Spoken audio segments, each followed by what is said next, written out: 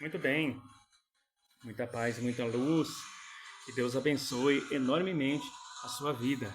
Vamos falar um pouquinho aqui do Doutrina e Teologia de Umbanda Sagrada, editora Madras, ainda no capítulo sobre introdução da Gênese e fatores. Estamos na página 80. Vamos falar um pouco sobre a hereditariedade, página 81. Hereditariedade divina dos seres, tá? Hereditariedade divina dos seres. Nós vamos pegar aqui essa parte que é item 7.8, fala comentário sobre a hereditariedade divina dos seres. Aqui um pouco abaixo, nos 3 primeiros parágrafos, faz uma introdução que acaba nos conduzindo aqui para essa parte que é mais densa do texto, que fala assim, ó. Essa androgenia divina que adquirimos nas ondas fatorais, já vou explicar isso aí, tá? Que está na nossa hereditariedade à base da astrologia, da numerologia, da cabala, do tarô, da quiromancia, da radiestesia, da magnetologia, da química, da física, etc. Porque está na base da criação divina que gerou tudo que existe. Animado ou inanimado, está na base e origem dos elementos, das energias da natureza, do universo e das divindades de Deus. É certo que o meio altera alguns aspectos ou características de algo ou de alguém, mas a sua qualidade original e caráter básico sempre aflorarão e se mostrarão ao bom observador. Fiéis de outras religiões, que não a Umbanda, por desconhecimento de causa, chamam os adoradores dos orixás de ignorantes, mas se observassem a magnificência da ciência dos orixás, se calariam, pois cabala, tarô, astrologia, numerologia não revelam a nossa ancestralidade. Já os búzios revelam o passado, o presente e o futuro de uma pessoa, porque são fundamentados na androgenesia divina dos seres. Então aqui eu quero aproveitar para falar sobre a questão dos oráculos, tá? Vocês vão encontrar pessoas que falam assim, o umbandista mistura tudo, porque eu fui no terreiro de Umbanda, eles estavam trabalhando com cigano e lá estavam lendo mão, e depois não sei quem estava lendo carta, aí também tá jogando búzios, aí eu vi um pessoal jogando capoeira dentro do terreiro de Umbanda, aí eu vi um pessoal recitando mantra indiano. Gente, a Umbanda, pelo menos a linha de Umbanda que eu trabalho, a gente trabalha com a noção de que Umbanda vem da expressão Aumbandan, que era um mantra de Atlântida, que significa somos todos um só. Tá. Existem outras definições para Umbanda e eu respeito, acho inteligentíssimas, não só acho bonitinho, mas linguisticamente tem total fundamento, né, da questão da língua Kibundo, que traz toda aquela questão da Mbanda, que é M apóstrofo banda, Mbanda, a respeito de que Mbanda era um trabalho para cura, né? Então o Mbanda seria uma espécie de curandeiro e dentro daquela engira que era realizado o ritual, fazia os trabalhos de cura dentro da Quimbanda, que a Quimbanda é mais antiga que a Umbanda, tá? Só para abrir um parênteses. E aí vem pegar emprestado esse termo e fundaram a Umbanda. Tá, tem gente que vem dessa linha, mas independente de qualquer coisa, no final das contas tudo se casa lá na frente. A ideia da Umbanda é a paz, é a caridade, é o amor, é a fraternidade. Então, exatamente por isso, inclusive o termo fraternidade, que é a união das culturas e das egrégoras. E a Umbanda ela mantém viva, muitas religiões já foram recolhidas pelo plano espiritual e as entidades que eram sacerdotisas ou professavam aqueles cultos e doutrinas trazem dentro do axé da Umbanda características de suas religiosidades que não morreram no plano espiritual. Então, assim, a Umbanda não mistura nada. A Umbanda é, em sua essência, um pouco de cada coisa. Então, prestem muito bem atenção nas pessoas que criticam Umbanda, porque elas não sabem nada de Umbanda. Porque se falar isso da Umbanda, não entende nada de Umbanda. Então, Umbanda joga búzios, sim. Umbanda joga runas, sim. Umbanda alemão, sim. Dentro da Umbanda faz tudo isso. Tá? Então, Umbanda faz tudo isso. E Umbanda não é candomblé. Nós respeitamos o candomblé, eu tenho um carinho muito grande pelos candomblecistas, Um beijo aos meus irmãos candomblecistas, os irmãos do catimbó, mas Umbanda não é candomblé, tá? Umbanda é Umbanda. Nós temos o objetivo da Umbanda aqui na Terra é proporcionar um intercâmbio entre as entidades do plano espiritual e as pessoas que estão encarnadas, fazer intercâmbio mediúnico. Por quê? Elas não couberam dentro de um determinado segmento, e a partir desse segmento, quem conhece a história do Pai Zélio sabe do que estou falando, dentro desse determinado segmento houve uma discriminação lá em relação aos pretos velhos, boiadeiros, caboclos, eles saíram e fundaram uma modalidade menos europeia, mais brasileira, daquilo que se entende por trabalhos com espíritos. E aí surgiu a Umbanda. Depois, com o tempo, foram entrando as outras Umbandas. A Umbanda ela começou a receber bastante influência do Candomblé, bastante influência do Catimbó Jurema, que é tudo maravilhoso isso, e adotou um ritmo muito parecido com a batida da cabula, do atabaque, que também há quem diga que o samba ele é meio que, se não filho, primo, bem próximo da cabula, da batuque. A cabula não é religião, tá? É um ritmo de toque. A gente fala, a Umbanda ela é filha da cabula. Não, a cabula não é religião. Quem entende de música, aí, quem é percussionista, sabe o que estamos falando. Então juntou tudo isso, o batuque, o ritmo da cabula, com a questão dos orixás do candomblé, toda aquela questão dos trabalhos bem voltada à questão indigenista e da africanidade que tem o catimbó, foi misturando e foi dando corpo àquela Umbanda que ainda trazia muito de um determinado segmento europeu de natureza francesa. Ele segurava muito além do catolicismo dentro dele também, a Umbanda segurava essas duas coisas, né? E aí, com a entrada desses elementos afro-indigenistas, ela ganhou uma nova roupagem, foi onde surgiu a chamada Umbanda Omolocô.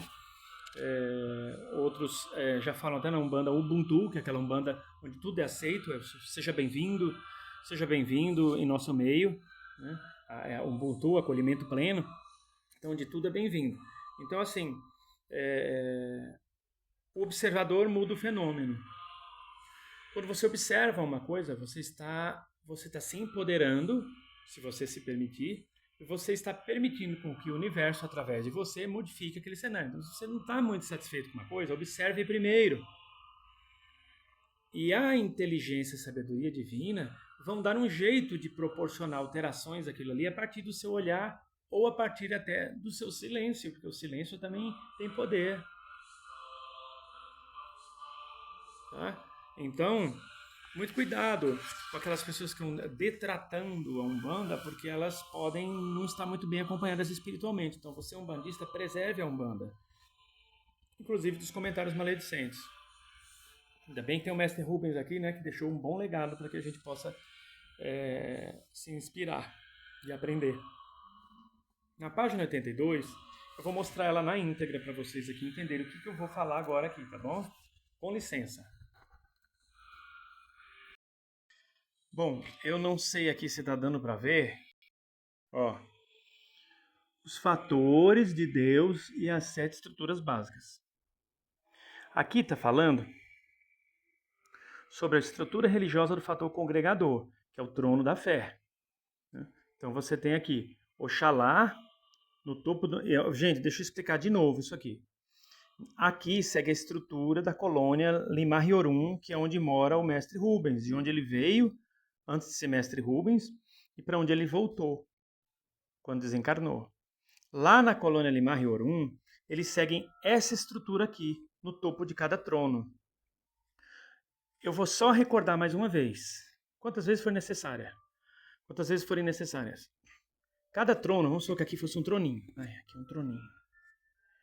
Tem lá a direita do trono, que está aqui à minha esquerda, fisicamente à esquerda, mas para quem está em cima do trono, de frente para mim, aqui é a direita da pessoa. E se a pessoa está de frente para mim aqui em cima do trono, a esquerda dela é essa. Então vamos lá. Cada trono, eu tenho aqui os 7 tronos da vida. 1, 2, 3, 4, 5, 6, 7. Tá. Cada trono é um orixá. Tá? Geração, conhecimento, fé, lei, justiça, evolução e amor. Nas modalidades masculina e feminina. Então são 14 orixás ancestrais essenciais, ou chamados excélsios também. Tá. Cada um desses orixás gerou um ou mais orixás a partir dele. Às vezes juntou 2, 3 tronos, juntaram-se 2, 3 tronos para formar um orixá. Como é o caso, por exemplo, de Yansan, que ela tanto está no... Ela foi formada pelo trono da justiça como pelo trono da lei. Então, em determinadas colônias, ela está no topo do trono da lei, em determinada colônia, ela está no trono da justiça. Não tem problema nenhum, porque quem manda no trono é o próprio orixá essencial, que é o próprio trono. Quando a gente fala trono do conhecimento, é um orixá, gente. Seja ele masculino ou feminino, é um orixá. Só para vocês entenderem. Então, se lá na colônia que o mestre Rubens habita, ali, Mariorum, aqui, por exemplo, quem está no topo do trono é Oxalá e Oyalogunã, que aqui é Oyalogunã, tá? Oyalogunã, pode ser que na outra colônia não seja. Por exemplo, aqui, ó, no topo do trono feminino do amor, lá na colônia Limariorum está Oxum. Em Aruanda, que é a linha que eu sigo hoje em dia, também. Já no topo do trono masculino, em Aruanda está Logum Edé. Aqui quem é que está? Oxumaré. Isso, em nenhum momento isso desestrutura o trono, porque o trono em que a Oxum está em cima, trono feminino do amor, continua sendo trono feminino do amor. Ou seja, continua sendo um orixá chamado trono feminino do amor, independente de quem está em cima ou não. E o trono masculino do amor, que em Aruanda, quem está em cima, quem está no topo é Logum Edé, lá na colônia Limariorum é Oxumaré, não importa, porque ele continua sendo o trono masculino do amor. E quem está em cima tem que cumprir as determinações do trono. Podia ser aqui, ó, Xangô em cima do trono masculino. Seria meio estranho, né? Mas podia. Xangô em cima do trono masculino do amor. Se Olodumaré decidisse que Xangô ia ficar aqui, ele tinha que ficar e pronto. Vai bater de frente com Olodumare? Não.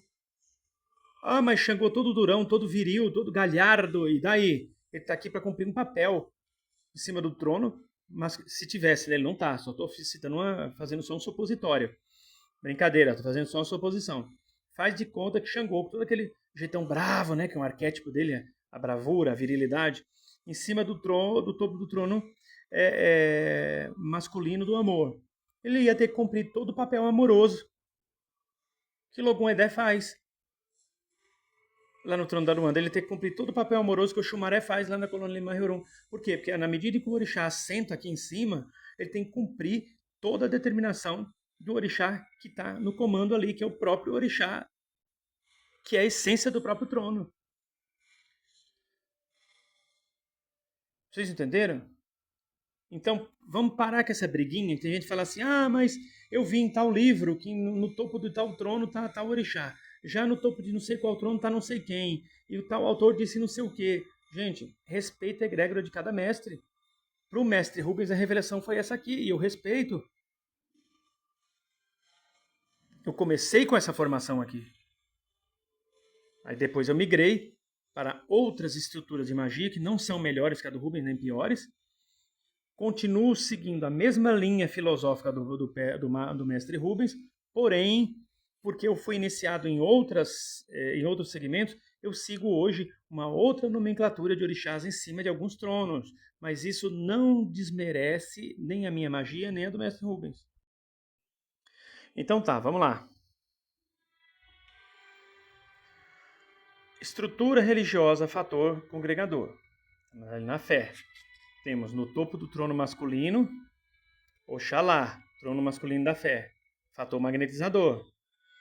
Oyalogunã no topo do trono feminino da fé, energia cristalizadora. Como assim cristalizadora? Ela vem selar. O que é o que não é, não é. Só que dentro de um contexto de tempo divino. As coisas no tempo de Deus. Então você cocria, joga uma coisa para o universo, quem vai pegar aquela energia?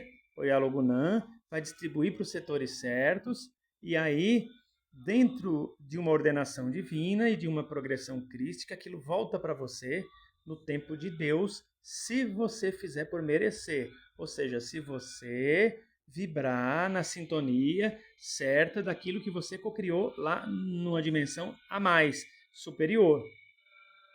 Porque se você continuar vibrando baixo, na ingratidão, no desmerecimento, na falta de confiança, você não vai receber nada, você é um péssimo recebedor. Estrutura conceptiva, fator agregador. Tá, deixa eu virar aqui, faz conta que aqui é o troninho. Aí você tem lá, no topo do trono feminino do amor, você tem Oxum. No topo do trono masculino do amor, você tem Oxumaré. Como eu já falei, se fosse em Aruanda, seria Logum Edé. Tá? Mas isso não quer dizer muita coisa, porque seja Oxumaré, Logum Edé, Xangô, Ogum, quem tiver ali no topo do trono masculino do amor vai ter que dançar a música do trono. Do trono. Sem tirar nem pôr. Então podia ser aqui a bailarina do Faustão em cima do trono. Ela ia ter que cumprir a determinação do trono. Que trono é esse? Trono masculino do amor. Então pronto. Qual a função da Oxum nesse caso? Concepção, nesse caso aqui. Irradiação em fator de conceber. Tá? Não é nem a questão só de gerar, é conceber. Questão mesmo de parto, de dar à luz aquilo, de fazer surgir, brotar. Oxumaré, renovador, tá? Vem restabelecer as forças e colocar as coisas em ordem. Trono do conhecimento, modalidade masculina e feminina, né? Estrutura expansora. Oxóssi, expansor, aquele que irradia o conhecimento, aquele que frutifica o saber. E Obá, aqui nesse caso, trono feminino do conhecimento, Oxóssi está no trono masculino do conhecimento, Obá, trono feminino do conhecimento, concentradora. Ou seja, ela firma, ela sela o conhecimento dentro de uma estrutura de tempo e espaço, e o que não for mais útil, ela recolhe. O que tiver, o que já materializou, ela vai fazer com que aquilo seja cumprido até o fim. Oba!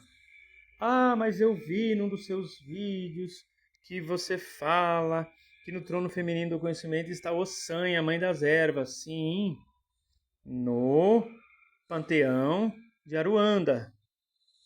Aqui na colônia Limar Riorum, que é a colônia do mestre Rubens trabalha, é Obá e ponto final. Ah, mas não está escrito ali que é na colônia Limar Riorum, porque isso foi revelação das minhas entidades que me autorizaram a falar. Estrutura judiciária, fator equilibrador, trono da justiça, trono masculino da justiça, Xangô, racionalizador. Ele vem, como é que eu posso dizer? Ele vem jogar lucidez nas coisas. E Oroiná, que é também conhecida como Egunitá, ela vem energizar, ela vem dar substância às coisas. Também é uma orixá muito poderosa. Estrutura militar, fator ordenador, lei, trono masculino da lei, todo mundo sabe quem tá é Ogum. Trono feminino da lei, Ansan. Ok. Aí tem gente que fala assim, eu já vi livro do Rubens dizendo que quem está aqui é Oroiná. E quem está no trono feminino da justiça é Yansan. Eu também já vi livro do Rubens assim, porque o que isso revela? Na época que o Rubens psicografou aquele livro que troca as orixás aqui, não foi erro gráfico não, tá? É que naquela fase, a colônia na qual ele estava vinculado, que é a colônia Lima Riorum, realmente Yansan estava no trono feminino da justiça, e Oroiná estava no trono feminino da lei. E daí? O que eu acabei de falar? Que pouco importa quem está em cima do trono, quem manda é o orixá que essencia e consubstancia o próprio trono. O trono feminino da justiça é um orixá, gente. Não é uma cadeira comprada numa loja que o orixá sentou em cima. É um orixá poderosíssimo. Se duvidar, não vou em nenhum momento humilhar esses orixás aqui, mas se duvidar, mais forte do que os orixás estão em cima deles ainda.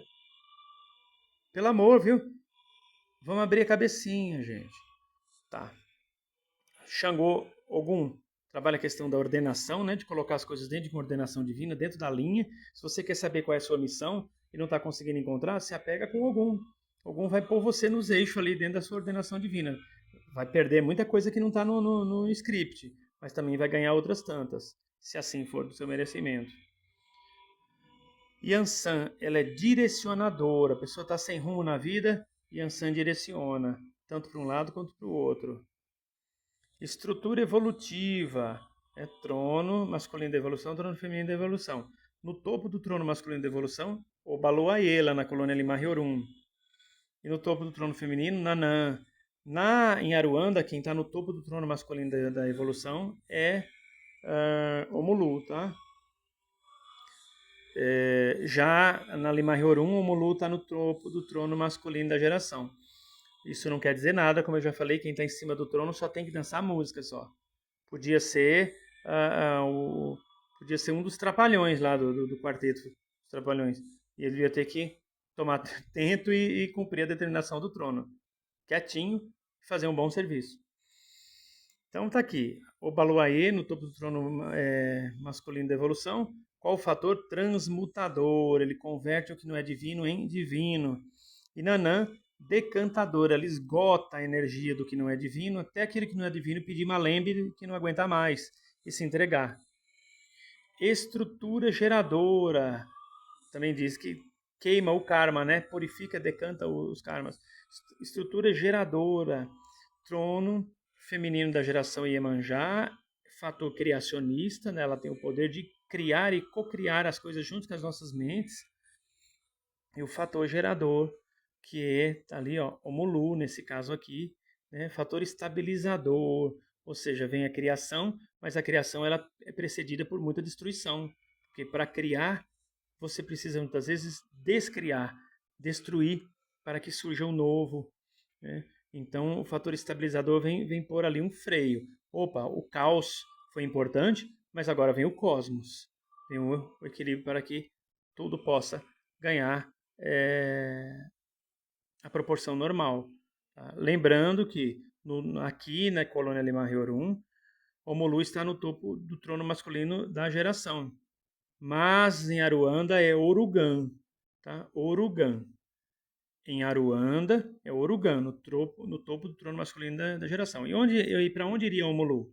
Para o topo do trono masculino da evolução, e Obaloaiê fica no meio do trono lá como um choroquê, como metade, se ele fosse metade Omulu, metade Exu. Tá? É só uma forma de você entender mais fácil. Talvez na cabeça de alguns tenha até dado um nó, para quem está vendo pela primeira vez esses vídeos. E aqui, gente, eu vou fazer só um apanhado, ó. Página 85, tá? Aspectos negativos dos orixás ativados e trabalhados pelos seus Exus.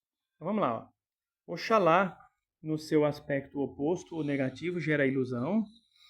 Oiá, no seu aspecto oposto, negativo, gera fanatismo. Oxum, no seu aspecto oposto, o negativo, gera o ciúme. Oxumaré, no seu aspecto oposto, negativo, gera permissividade.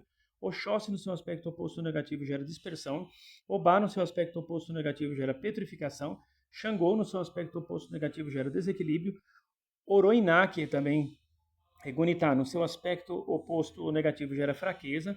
Ogum, no seu aspecto oposto negativo, gera confusão. E Yansan, no seu aspecto oposto negativo, gera o imobilismo. Obaluaiê, no seu aspecto oposto negativo, gera apatia. Nanã, no seu aspecto oposto negativo, gera senilidade. E Iemanjá, no seu aspecto oposto negativo, gera esterilidade. Omulu, no seu aspecto oposto negativo, gera paralisia. Tá? Mas são eles, Hernani, que fazem isso aqui. O Xangô, por exemplo, no seu aspecto negativo, vai gerar um desequilíbrio. Não é bem Xangô. Xangô vai dar um comando para que os guardiões que estão à esquerda do trono masculino da justiça faça. É assim como qualquer um desses orixás. Eles vão, o Oxalá, o Oiá, o Yalogunã, o Xum, o Xumaré, eles vão atentar para a esquerda de seus tronos e elas vão gerar esse caos numa determinada situação, para que depois do caos venha o cosmos, depois do caos venha a ordem. Tá? É nesse sentido aí. E aqui no finalzinho dessa subtítulo, já na página 86, diz assim: a frase dita pelo Mestre Jesus é reveladora. Só devemos andar com quem nos é afim. Dize com quem andas que te direis quem és. E nós dizemos isso. Dize com que sentimos. Dize que sentimentos íntimos vibras e te diremos quem atrairás. Então, tome muito cuidado com aquilo que você cativa dentro do coração, porque você pode ativar uma ou outra energia negativa ou positiva de um orixá e você pode não aguentar a carcada daquele trono. Tá? Então, um aviso aí para os estudiosos, que às vezes a pessoa está fazendo o curso com a gente aqui de sacerdócio e teosofia de Umbanda, não é nem para ser umbandista, que não é obrigado. Está fazendo pelas informações, pelo conhecimento, e nós agradecemos. Mas que muitas vezes, não, independente de ser religioso ou não, pode ser que não se atente para isso aí. Os pensamentos são como chaves virando, ou como seletores de um rádio. Sabe quando você pega o rádio e fica ali procurando uma frequência? Os nossos pensamentos ficam fazendo isso o tempo inteiro, procurando frequências. Se você focar em alguma coisa, seja ela qual for, você vai entrar na vibração daquilo que você está pensando. Uma pessoa, você pensa muito numa pessoa, no inimigo. Esse seu inimigo não é uma pessoa muito boa. Com que frequência você acabou de se alinhar? Um time, às vezes aquele time não tá ali numa vibração muito ruim por conta de uma briga que teve, que é revanche, e tá toda aquela torcida ali vibrando no ódio, quase todo mundo, e você tá ali na sintonia daquilo ali, mesmo sem saber disso. O que você acha que vai te acontecer? É porque você tá batendo o seu carro, tá quebrando as coisas dentro de casa e nem sabe por que é. Conta de sintonia que você estabeleceu com egrégoras ou com pessoas ou coisas que não está te trazendo vantagem nenhuma.